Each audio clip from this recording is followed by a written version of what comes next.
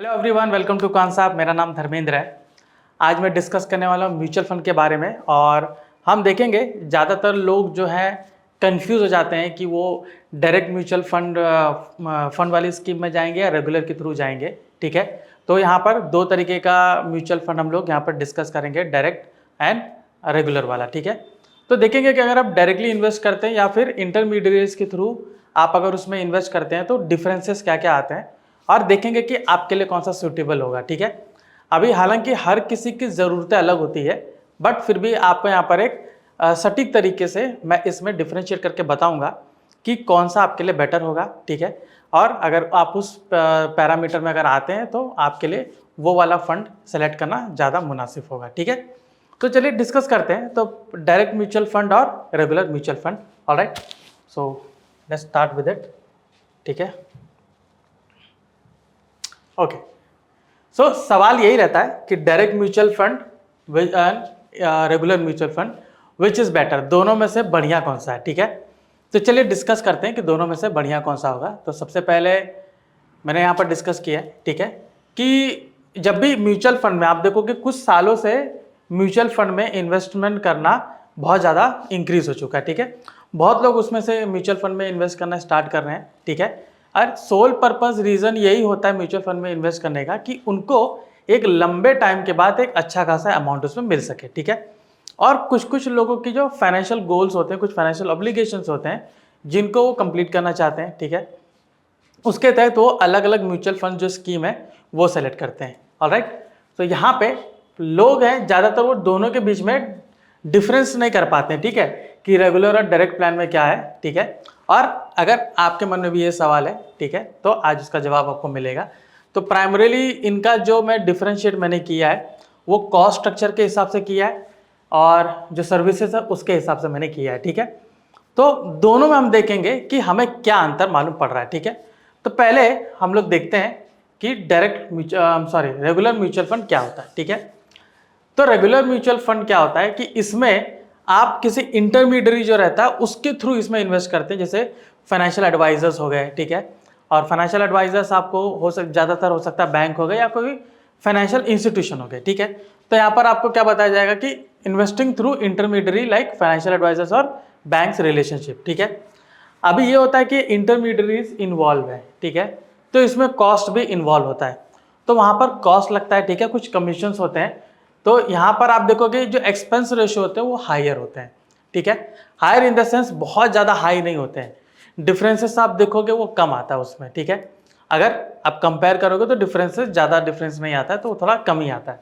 तो यहाँ पे आप देखोगे कि इनका एक्सपेंस रेशियो ज़्यादा रहता है कंपेयर टू डायरेक्ट प्लान। ठीक है, एंड यहाँ पर इनको फंड हाउसेस को क्या होता है, इनको कमीशन भी देना पड़ता है। ऑफकोर्स वो मिडिल मैन है, इंटरमीडिएट्स हैं, तो वहाँ पर उनको कमीशन उनको लगता है। ठीक है, और ये प्लान आप देखोगे ये किन के लिए ज़्यादा सूटेड है।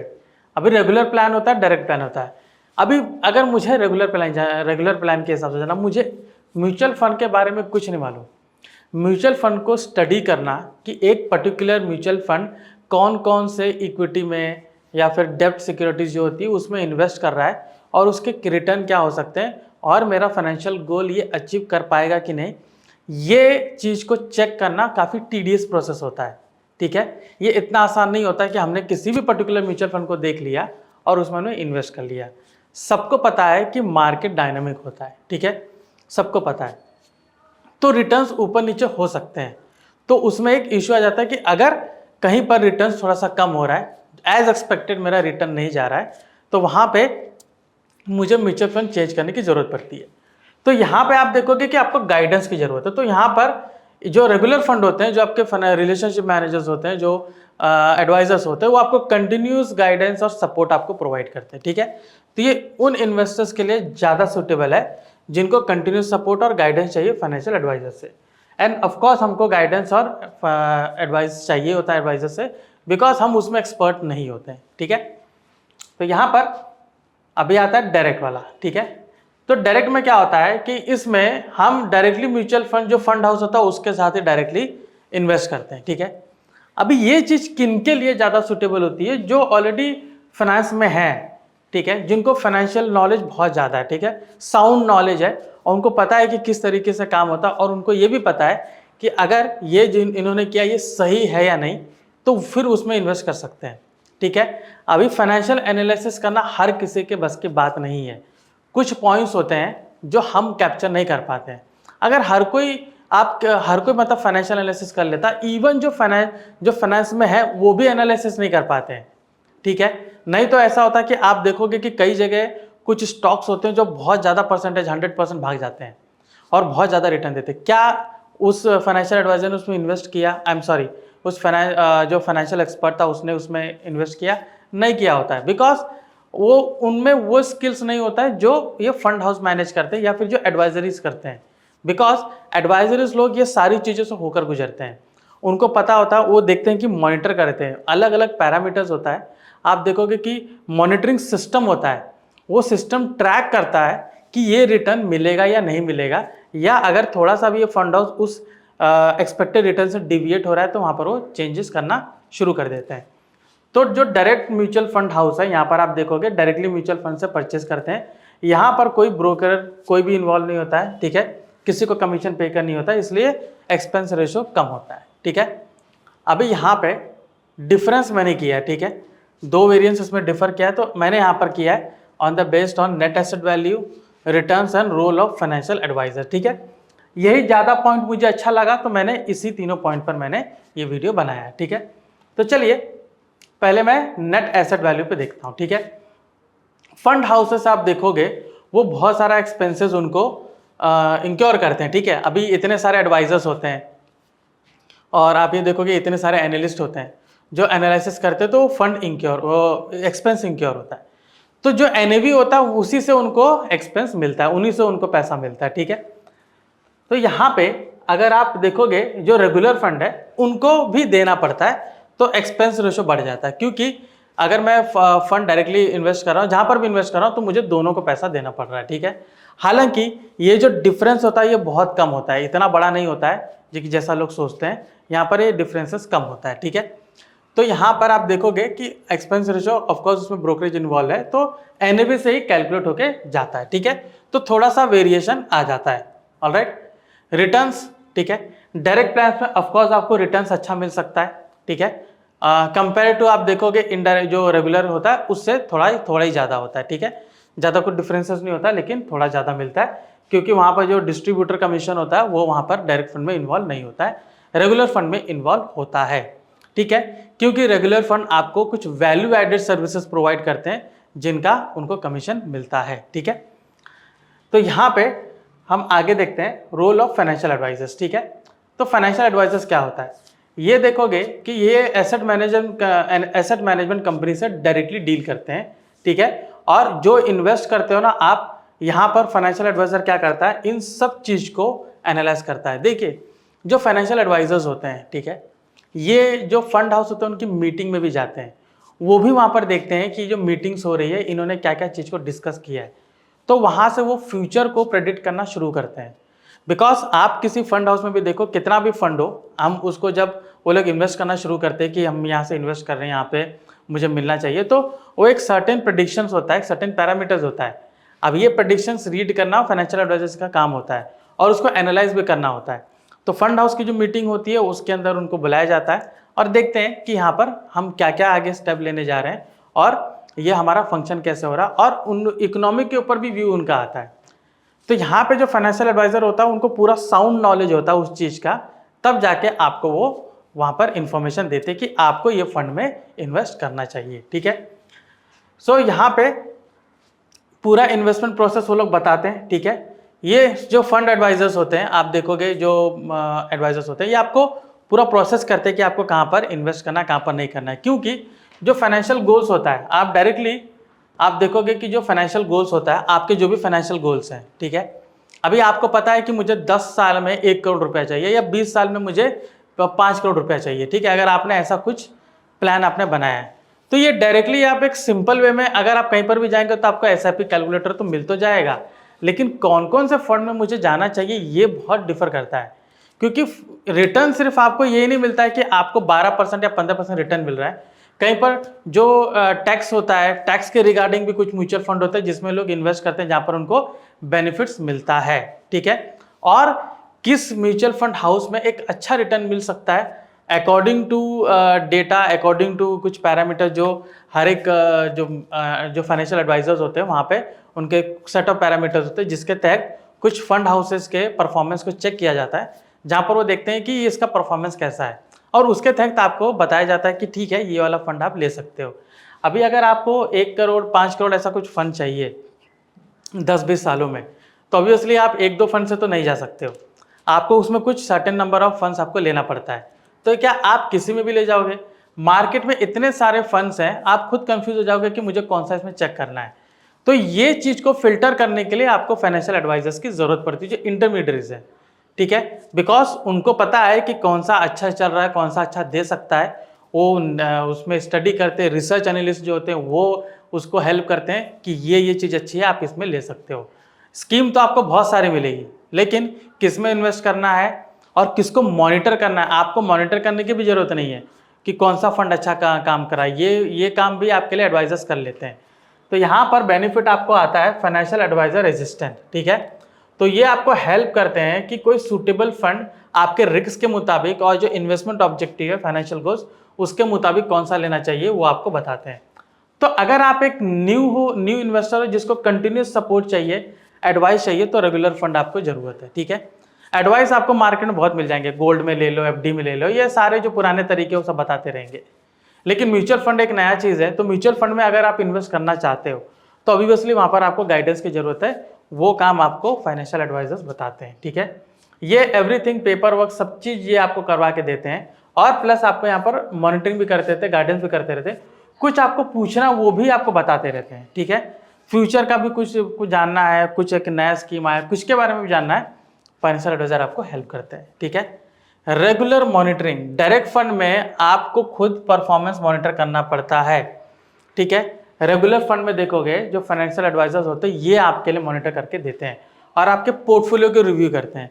अभी जो पोर्टफोलियो का रिव्यू होता है, आपने जो पोर्टफोलियो बनाया, ऑब्वियसली मुझे ईयर ऑन ईयर रिटर्न मुझे देना चाहिए और मैं देखता हूँ कि मुझे ये कंपाउंड हो रहा है कि नहीं, बिकॉज वो जो कंपाउंडिंग फैक्टर है वही आपको आपका एक डिजायर्ड अमाउंट दे सकता है after 5 years, after 10 or 20 years. तो ये जो एडवाइजर्स होते हैं ये चीज़ को मॉनिटर करते हैं, आपके पोर्टफोलियो को भी मॉनिटर करते हैं।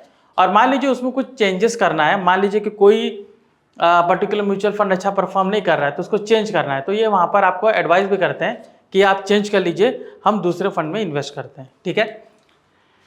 गोल बेस्ड प्लानिंग, ठीक है। अभी गोल बेस्ड प्लानिंग जरूरी होता है। ऑब्वियसली मैं अगर म्यूचुअल फंड में इन्वेस्ट कर रहा हूँ 10,000 20,000 रुपये, तो मेरा कुछ गोल होना चाहिए, तो गोल के हिसाब से ही मेरा प्रीमियम यानी कि जो मैं म्यूचुअल फंड में जब पैसा दे रहा हूँ वो तय होता है। तो यहाँ पर आपका जो फाइनेंशियल एडवाइजर रहता है, डिस्ट्रीब्यूटर, वो हेल्प करता है कि कस्टमाइज इन्वेस्टमेंट प्लान बने जो आपको फाइनेंशियल गोल को हेल्प करे, ठीक है। टैक्स बेनिफिट्स एवरीथिंग इंक्लूड करके।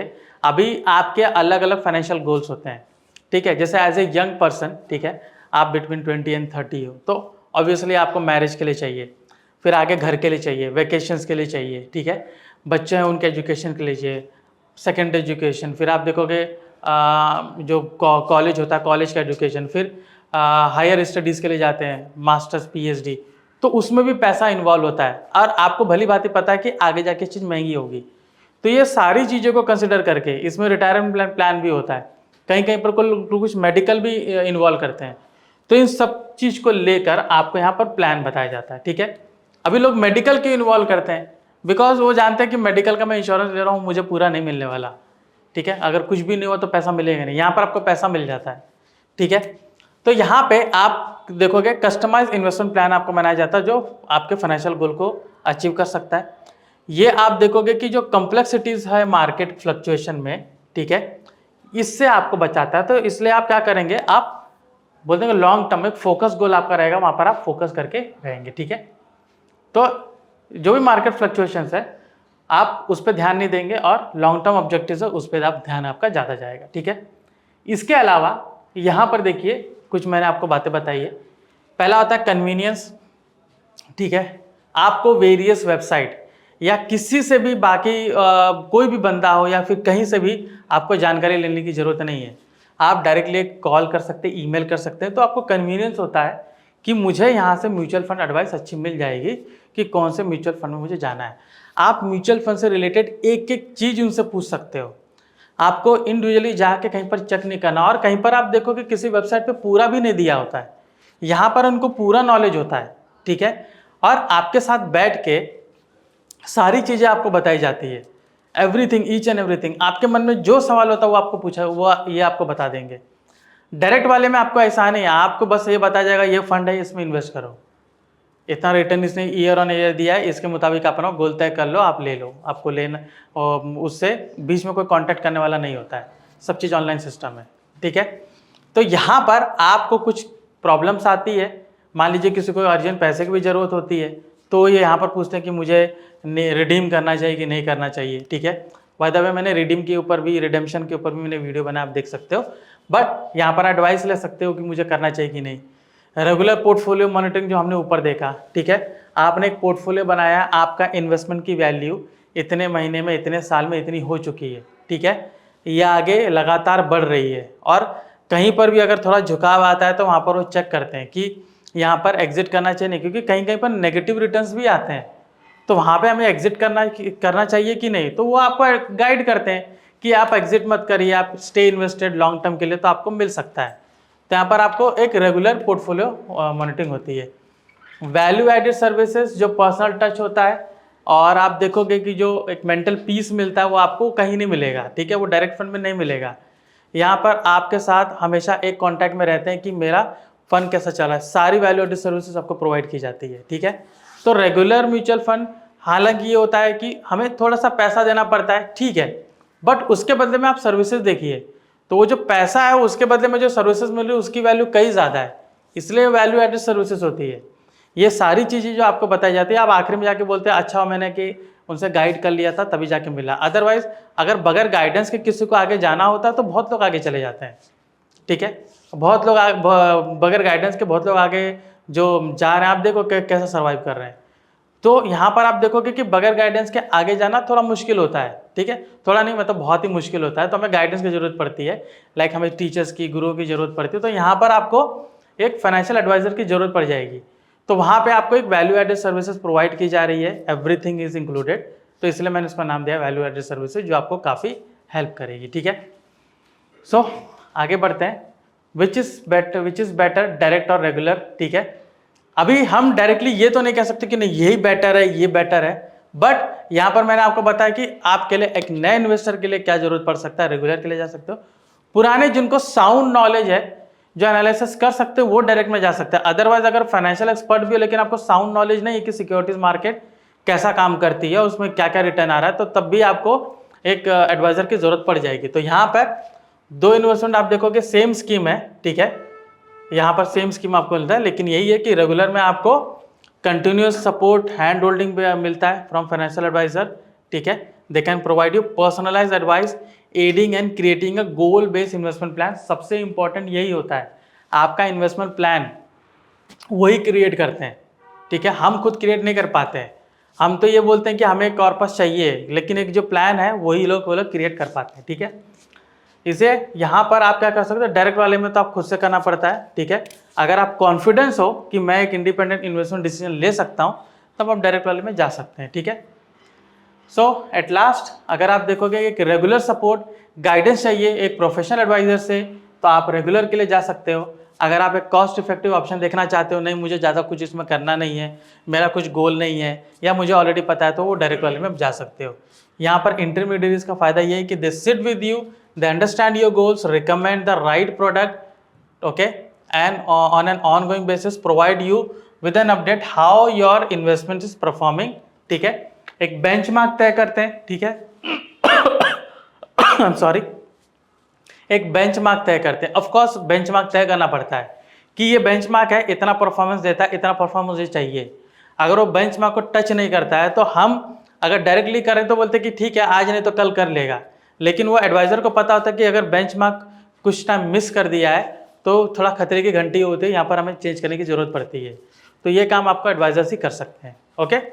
सो आई होप आपको ये सेशन पसंद आया होगा कि डायरेक्ट म्यूचुअल प्लान और रेगुलर म्यूचुअल प्लान में क्या डिफरेंस है और आपको क्या चुनना चाहिए, ये आपको मैंने बताया, ठीक है। अपने रिस्क के हिसाब से, अपने रिक्वायरमेंट के हिसाब से आप दोनों में से कोई भी प्लान चुन सकते हो, बट बेनिफिट मैंने आपको बताया कि आपको किस में थ्रू जाना है, ठीक है।